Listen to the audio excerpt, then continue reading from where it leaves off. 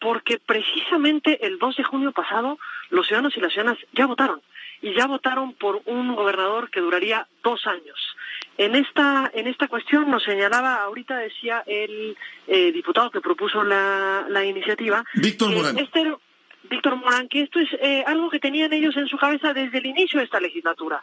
Bueno, lo hubieran propuesto desde el inicio de esta legislatura, lo hubieran propuesto y lo hubieran modificado antes de que las ciudadanas y los ciudadanos acudieran a las urnas, no después, no cuando ya tenemos un gobernador electo, porque quien define en este país quién gobierna y quién representa no es una legislatura que está escuchando a su electorado. Quien define en este país quién gobierna y por qué periodos gobierna son las ciudadanas y los ciudadanos. Y eso lo hicieron el 2 de junio pasado y votaron por un gobernador para 2 años. Esas eran las reglas con las que se fue a esa elección, es las reglas con las que se eligió, y en nuestro Estado de Derecho no se pueden modificar las reglas con posterioridad a los hechos. Si aquí había una preocupación sobre si la decisión que había tomado la legislatura anterior era correcta o incorrecta, si el periodo era muy corto y entonces esto generaba inestabilidad, etcétera, son argumentos absolutamente válidos y que están en el ámbito de las legislaturas, siempre y cuando se den antes de las elecciones, no después. Y esto no es algo solamente que sostengo yo o que sostenemos en el instituto, esto es algo que ha sostenido la propia Suprema Corte de Justicia de la Nación, precisamente al analizar la acción de inconstitucionalidad contra lo que la gubernatura a la que hizo referencia, la gubernatura de Veracruz, que duró 2 años. Cuando se resolvió la acción de inconstitucionalidad, la Corte expresamente dijo que esto era válido reducir o extender el periodo de los gobernantes siempre y cuando esto se hiciera como una previsión a futuro, es decir, aplicando los ajustes para las próximas elecciones. En este caso no se están aplicando a las próximas elecciones. A ver, si un gobernador quisiera, teniendo, Pamela, perdón la interrupción, teniendo un Congreso a su favor, en fin, teniendo mayoría, la mayoría absoluta o mayoría calificada, como sea, y decide, ¿saben qué? Pues yo me quiero quedar más tiempo, así que voy a modificar la Constitución de mi Estado y en lugar de gobernar 6 años, me voy a quedar 10. ¿Esto podría llegar a ocurrir? En estricto sentido, en este momento no, por una razón. Porque la Constitución Federal establece que el periodo máximo de duración de las gubernaturas es de 6 años, por lo que todas las constituciones se tienen que ajustar a esto. Lo que sí podría pasar es, bajo esta regla, es si el presidente de la República tuviese a un constituyente permanente que tomara esa decisión, podría durar más tiempo, porque lo que se estaría cambiando es la Constitución Federal, que es la que establece el periodo de duración. Pero lo que también podría pasar en los estados es que bajo exactamente el mismo argumento, de pronto una legislatura decidiera que ya no quieren a ese gobernador. Entonces, como ya no quieren y hay un argumento de que la ciudadanía les está exigiendo que ese gobernador no les gusta, entonces pueden reformar la Constitución y reducir su mandato. Y en lugar de que dure 6 años, tal vez que dure 4, o tal vez que dure 3.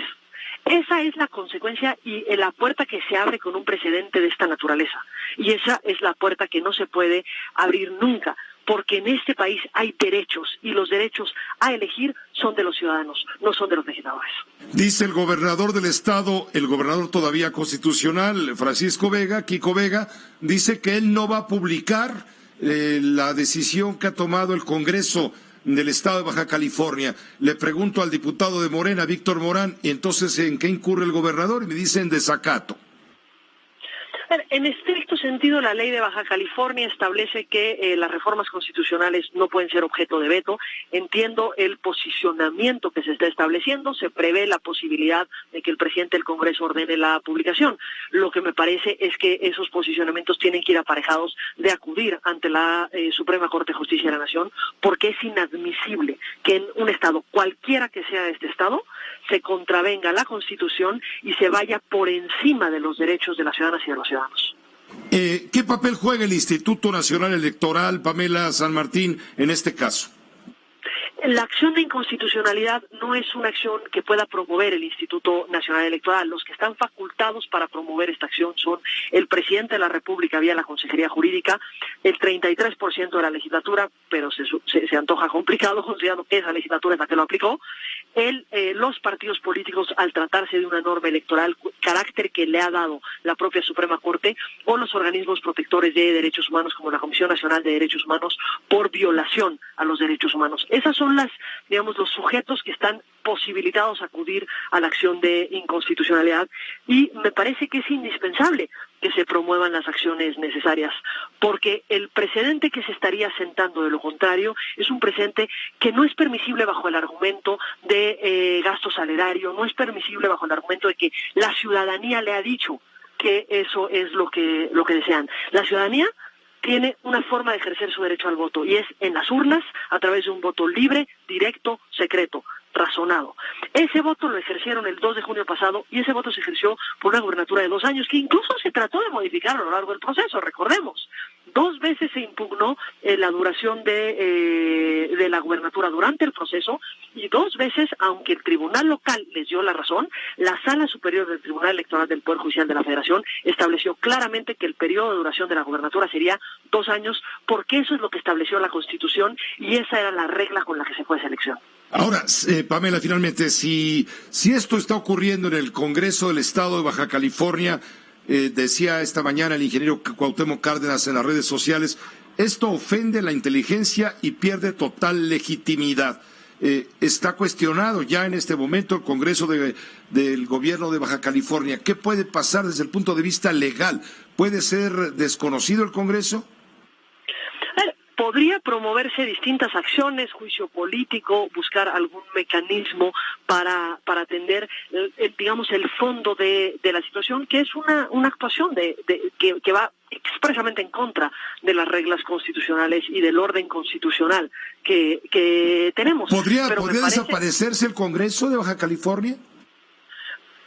Desconozco cuál es el procedimiento que se tendría que seguir y si en este caso procedería. Lo que me parece que no puede permitirse es que esto tenga las consecuencias que se está buscando. Y esto ya es cuestión de la Corte, me decías que la impugnación ante la Suprema Corte. Efectivamente, había una acción de inconstitucionalidad y ya tenemos precedentes de la Corte señalando que cualquier modificación de esta naturaleza, acorde a nuestra Constitución, que prohíbe cambiar las reglas con posterioridad a los hechos, ya hay precedente en el sentido de que esto no es un cambio que se pueda hacer con posterioridad a una elección, tendría que ser previo. Pamela San Martín, aprovecho que estás en la línea para preguntarte, está llegando información. Nos señala que la Sala Superior del Tribunal Electoral del Poder Judicial de la Federación ha ordenado al Instituto Nacional Electoral reabrir el caso e investigar posibles irregularidades en que hubiera incurrido el presidente Andrés Manuel López Obrador por la emisión y difusión de su informe parcial del 1 de julio. Si esta es una orden que hemos recibido de la Sala Superior, por supuesto que se realizará la investigación correspondiente precisamente para verificar si existe alguna infracción a la normatividad electoral. Quiero suponer que la Sala Superior y lo que nos está ordenando es verificar que no haya habido un uso parcial de recursos públicos en contravención al artículo 134 constitucional, que establece la obligación de los gobernantes en todo momento de aplicar con imparcialidad los recursos públicos que están a su cargo, sin que haya una promoción personalizada, sin influir en la equidad de la competencia y, por supuesto, se acatará la resolución y se realizará la investigación correspondiente.